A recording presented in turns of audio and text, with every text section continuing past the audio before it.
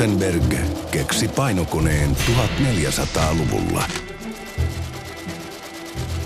100 vuotta myöhemmin painetaan ensimmäinen suomenkielinen kirja. Aamulehti näkee päivänvalon 1800-luvun lopussa. Painajana Hartia Jussi.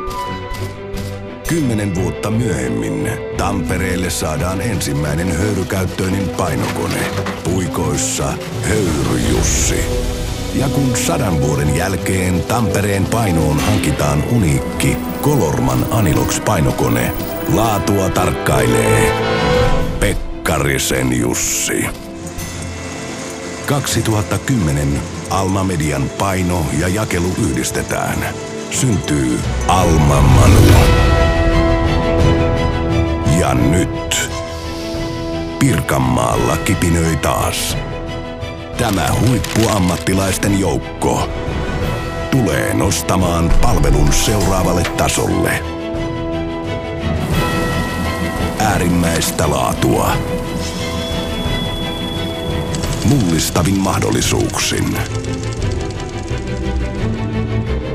Huippunopeasti.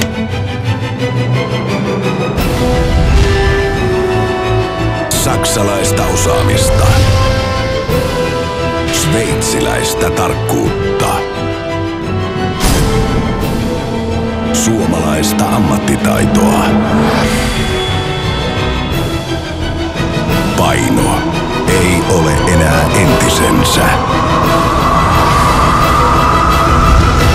Aikakone.